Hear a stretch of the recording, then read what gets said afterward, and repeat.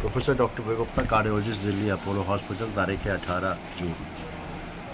एक coronary artery disease is a progressive disease. एक patient हैं जो 17 साल से मुझे दिखा रहे हैं और उनको मैंने एंजियोग्राफी की थी सन 2005 में, नहीं 2024 में, नहीं पहले पहले 2005 में 5 में की थी। उस समय इनके कोई ब्लॉकेज नहीं था या हल्का फुल्का ब्लॉकेज था। रेगुलर दवाई खाते रहे तो इनको मेरे ख्याल से 20 साल तक कोई 17 साल तक 16 साल तक कोई तकलीफ नहीं हुई। 24 में 23 में इनको फिर से एंजाइना हुआ तो देखा गया तो एक जगह ब्लॉकेज था और वो ड्रग कोटेड बैलून लगाया गया आगरा के किसी अस्पताल में। इनको एंजाइना कंटिन्यू करता रहा तो हमने फिर से एंजियोग्राफी करी तो देखा राइट कोरोनरी आर्टरी में ब्लॉकेज है।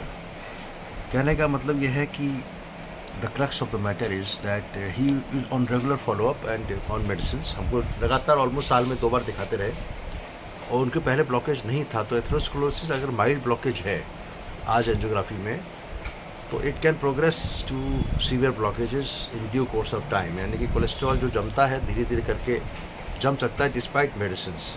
लेकिन ये भी देखा गया है कि ये ऐसे केसेस रेयर होते हैं। मोस्टली अगर रेगुलर दवाई खा रहे हैं तो कोलेस्ट्रॉल ज़्यादा नहीं जमता और पेशेंट को एंजियोप्लास्टी की ज़रूरत नहीं पड़ती। लेकिन आपको अगर एंजियोप्लास्टी हो चुकी है तो भी आप किस्मत वाले हैं, क्योंकि कई बार एंजियोप्लास्टी तक पहुंच नहीं पाता पेशेंट या सही राय नहीं मिल पाती और स्टेंट नहीं लग पाता और हार्ट की पंपिंग कमज़ोर हो जाती है। आपकी हार्ट की पंपिंग 40% है विच इज़ रीजनेबली गुड और हम इसको अगली बार इको करके चेक करेंगे।